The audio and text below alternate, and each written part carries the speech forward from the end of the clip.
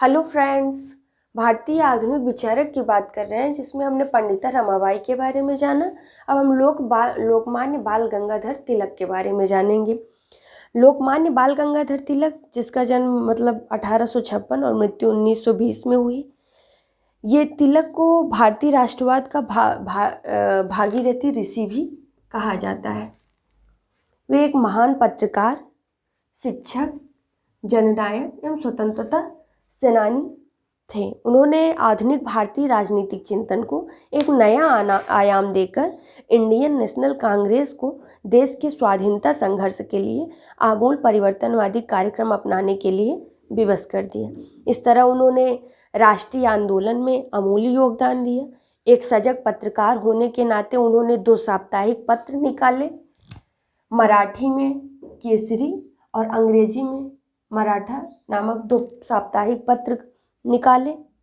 केसरी ने उन्होंने जो विचारोत्तेजक लेख और संपादकीय लिखे तथा विविध अवसरों पर जो यशस्वी भाषण दिए, वे उनके राजनीतिक विचारों की मुख्य स्रोत सामग्री है। हम देखते हैं कि इनकी जो धार्मिक कृति है बहुत ही महत्वपूर्ण है, गीता रहस्य, जिसमें उन्होंने कर्मयोग तथा अन्याय के विरुद्ध संघर्ष का प्रेरणादायक संदेश निहित किया हुआ है।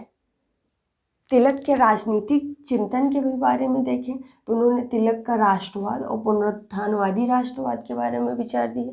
तिलक का लक्ष्य हम स्वराज्य देखते हैं।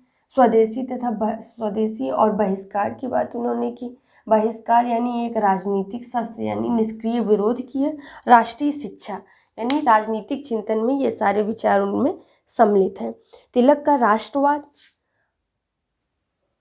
यानी हमने यहाँ पे निष्क्रिय विरोध कहा, यहाँ पे प्रतिरोध है। तो ये सारे इनके राजनीतिक चिंतन में उन्होंने विचार दिए। तिलक का राष्ट्रवाद यानी पुनरुत्थानवादी जो राष्ट्रवाद है, अंशतः यह पुनरुत्थानवादी के साथ साथ इनका जो राष्ट्रवाद का विचार है वह पुनरुत्थानवादी के साथ साथ पुनर्निर्माणवादी भी था।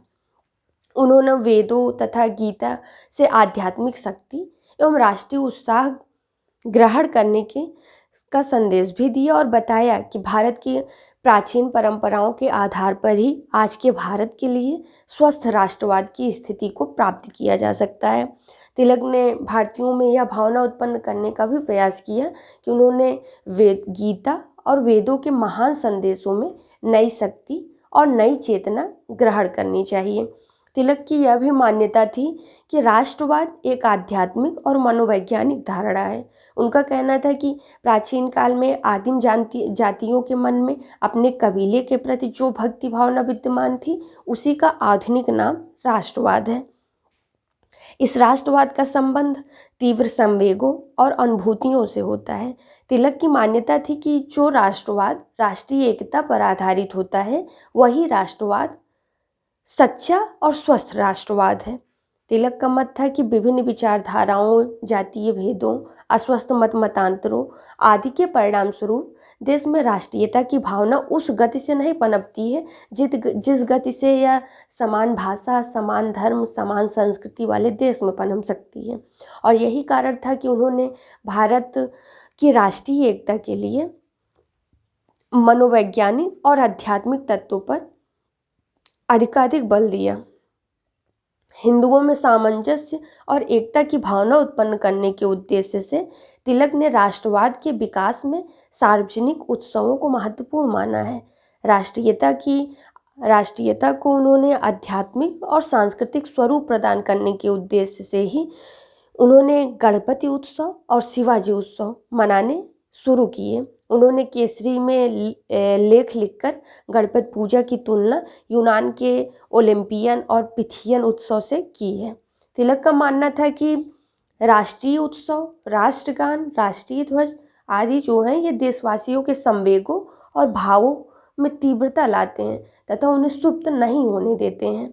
इसे राष्ट्रवाद के प्रतीकात्मक प्रदर्शन की संज्ञा दी जा सकती है, जिससे सांस्कृतिक अभिवृद्धि होती है तथा समूह राष्ट्रवाद का निर्माण होता है।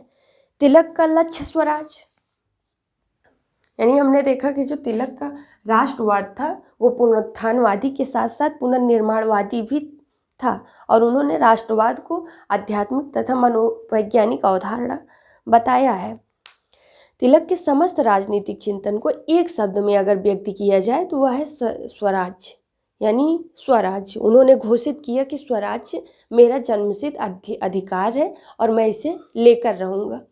वर्ष 1916 के पूर्व स्वराज्य से तिलक का आशय यह देश के लिए पूर्ण स्वाधीनता को एक ऐसी स्थिति से था जिसमें ब्रिटिश सम्राट के लिए कोई स्थान नहीं हो सकता था।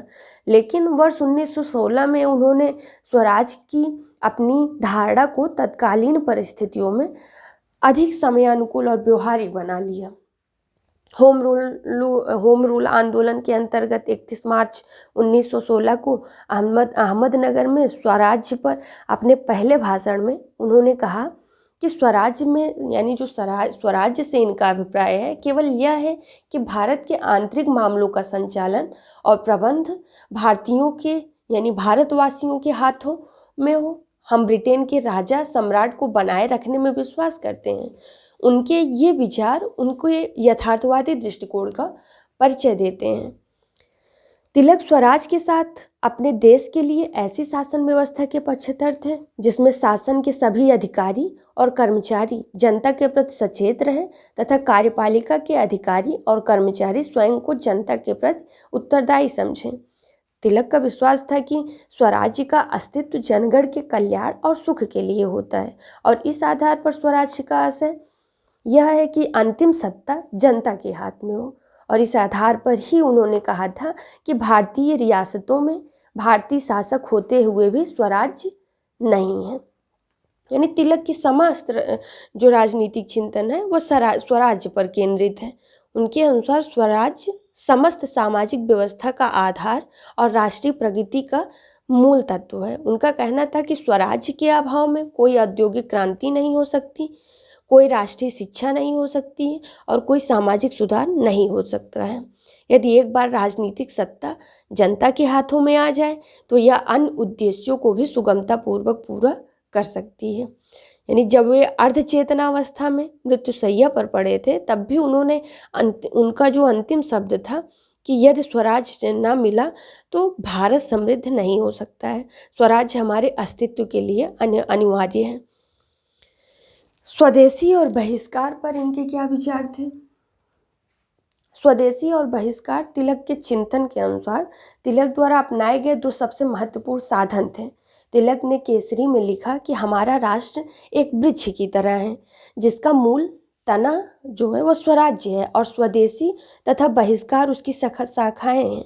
तिलक और अन्य उग्रवादियों ने स्वदेशी तथा बहिष्कार को एक आर्थिक आंदोलन के साथ साथ राजनीतिक शस्त्र के रूप में अपनाया था। तिलक का विचार था कि जब आप स्वदेशी को स्वीकार करते हैं तो आपको विदेशी का बहिष्कार करना ही होगा।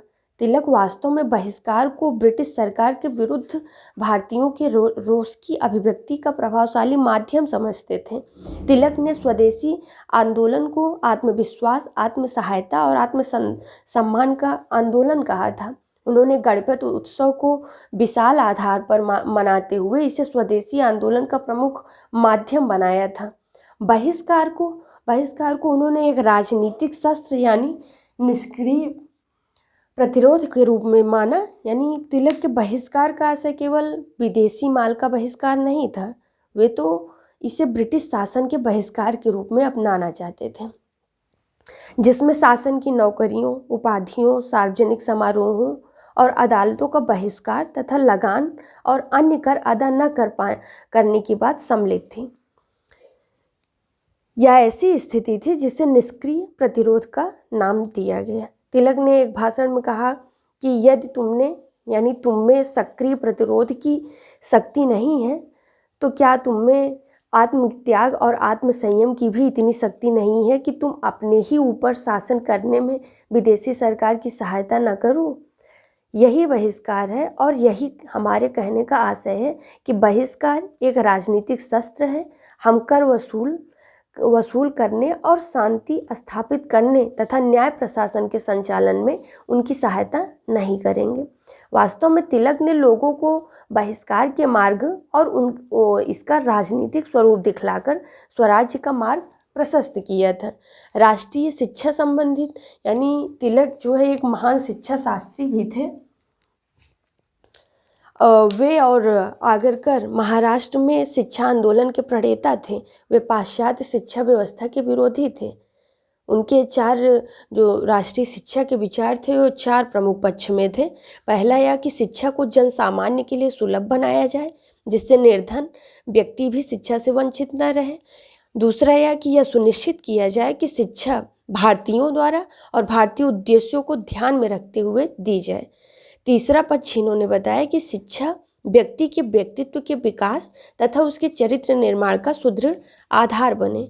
और जो चौथा बताया कि शिक्षा के माध्यम से युवकों को इस प्रकार प्रशिक्षित किया जाए कि वे जनता को राष्ट्रीय जागृति एवं आंदोलनों के लिए प्रेरित और संगठित कर सकें।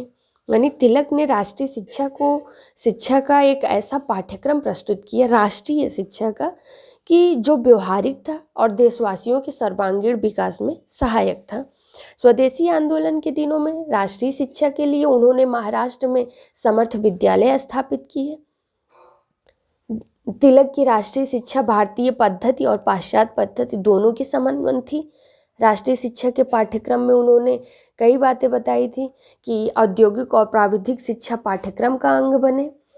धार्मिक शिक्षा पर बहुत बल देते थे वो तिलक। तो उन्होंने धार्मिक शिक्षा, उनके अनुसार धार्मिक शिक्षा जो है वो झगड़े और पारिवारिक कलह को दूर करने का श्रेष्ठ मार्ग है।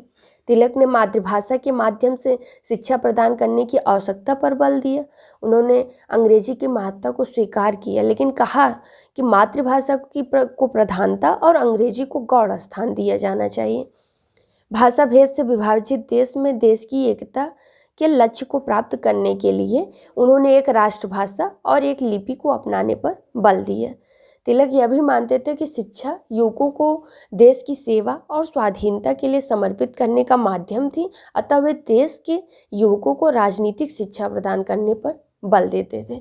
ये तो हमने इनके जो राजनीतिक चिंतन में उन्होंने विभिन्न पक्ष दिए इसके बारे में जाना, लेकिन तिलक की आलोचना संबंधी भी विचार जान लें, क्योंकि आलोचना भी इनकी की जाती है। वैलेंटाइन रोल का आरोप यह है, उन्होंने कहा तिलक पहले व्यक्ति थे जिन्होंने हत्याओं को जन्म देने वाला वातावरण का निर्माण किया।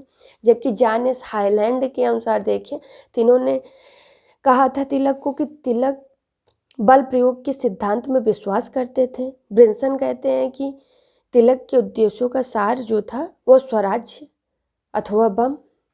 जबकि सर वैलेंटाइन रोल ने अपनी पुस्तक इंडियन अनरेस्ट में तिलक को भारतीय अशांति का जनक की संज्ञा दी है।